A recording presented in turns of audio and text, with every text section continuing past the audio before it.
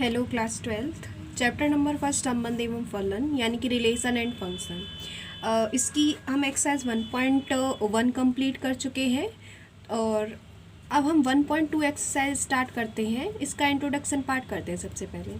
तो इसमें आता है फलनों के प्रकार यानी कि टाइप्स ऑफ फंक्शन। तो टाइप्स ऑफ फंक्शन को समझने से पहले हमें फंक्शन समझना चाहिए। फंक्शन आप वैसे तो क्लास 11th में पढ़ के आ चुके हैं कि फंक्शन क्या होता है। तो फंक्शन को एक बार चलिए यहाँ पे रिवाइज कर लेते हैं। फंक्शन, ठीक है, फंक्शन यानी कि फलन। तो फंक्शन क्या होता है? फंक्शन रिलेशन ही होता है, लेकिन एक स्पेशल टाइप का रिलेशन यानी कि एक स्पेशल टाइप का संबंध होता है। यानी कि हमारे पास एक सेट है एक्स, इसमें एलिमेंट है 1 2 3 4, ये हम मान लेते हैं। एक सेट है हमारे पास बाई, तो एक संबंध है ये, है ना। इसमें मान लेते हैं A B C D E, ये मान लेते हैं। तो ये जो है वो ये क्या है? एक रिलेशन यहाँ पे डिफाइन है। अब ये रिलेशन कैसे फंक्शन बोला जाएगा? ये फंक्शन तभी बोला जाएगा जब यहाँ पे जो एलिमेंट है उसकी दो कंडीशन है। एक तो प्रत्येक की इमेज होनी चाहिए, यानी कि 1 2 3 4 इनमें से कोई भी एलिमेंट ऐसा नहीं होना चाहिए जिसकी इमेज ना हो, यानी कि सबकी इमेज होनी चाहिए इस वाई पर। पहली कंडीशन तो ये है, ठीक है। और एक की यूनिक इमेज होनी चाहिए, यानी कि सबकी अलग एक इमेज होनी चाहिए, सबकी यूनिक, यानी कि एक की दो इमेज नहीं होनी चाहिए, यूनिक इमेज होनी चाहिए, एक ही इमेज होनी चाहिए, 1 की एक ही इमेज होनी चाहिए। ऐसा नहीं है कि 1 की दो इमेज हो जाए, 1 की दो ए पर भी हो और बी पर भी हो, ठीक है। तो हम मान लेते हैं कि 1 की ए से है, 2 की डी से है, 3 की बी से मान लेते हैं और इसकी ई से मान लेते हैं।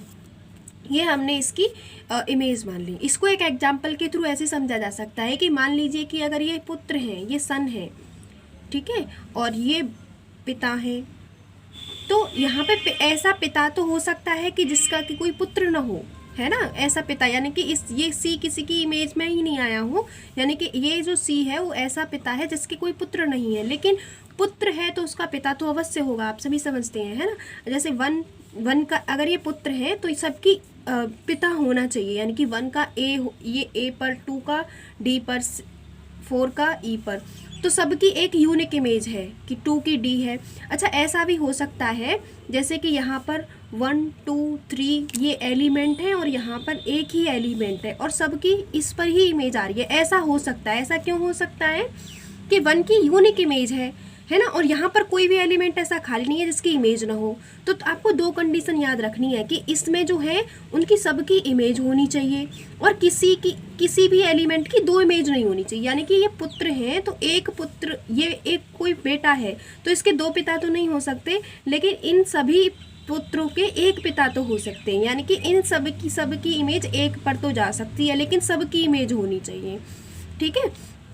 तो यहाँ पर इनको बोलते हैं डोमेन। डोमेन यानी कि प्रांत। प्रांत क्या है हमारे यहाँ पे? प्रांत है 1 2 3 एंड 4, ये हमारे प्रांत हैं। और जो जिस पर इमेज जा रही है वो हमारी रेंज बोली जाती है, जिसे हम परिसर बोलते हैं। तो वो क्या है हमारा? जिन पर इमेज जा रही है। बताइए क्या है? ए बी डी और ई, ठीक है। ए बी डी और ई, इस पर इमेज नहीं आ रही है तो ये नहीं है प्रांत। और कोडोमेन होता है।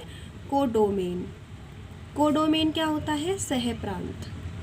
सहप्रांत यानी कि इसके जो सभी एलिमेंट हैं वो सहप्रांत, A B C D E, चाहे उस पर इमेज आ रही हो चाहे ना आ रही हो, वो सहप्रांत बोला जाता है, ठीक है। तो यहाँ पे ये फंक्शन आपकी समझ में आया होगा कि फंक्शन क्या होता है। एक बार इसकी डेफिनेशन और लिख लेते हैं तो अच्छे से समझ में आ जाएगा। किसकी डेफिनेशन लिख रहे हैं हम? फंक्शन। फंक्शन यानी कि फलन। तो इसकी डेफिनेशन क्या है? हम एक मान लेते हैं कि एक सेट क्या माना था हमने? एक्स, तो यही लिख लेते हैं एक सेट एक्स, एक्स से सेट बाई, यानी कि इस पर बाई, है ना, सेट एक्स से बाई, सेट एक्स, एक सेट एक्स से बाई का संबंध, बाई का संबंध, संबंधी तो रिलेशन हो, संबंधी तो क्या होता है? फंक्शन, है ना। संबंध, सेट एक्स से वाई का संबंध, ये वाला है ना, वाई का संबंध एफ एक फलन यानी कि फंक्शन कहलाता है, फंक्शन कहलाता है। लेकिन कब कहलाता है? यदि कैसा हो, यदि सेट एक्स के, है ना, सेट एक्स के प्रत्येक अवयव यानी कि एलिमेंट,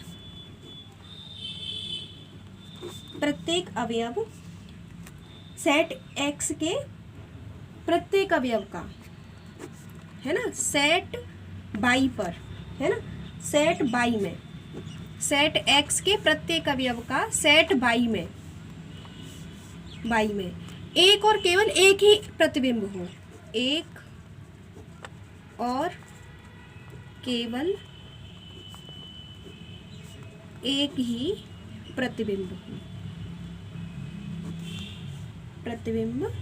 होता है, तो वो क्या बोला जाता है?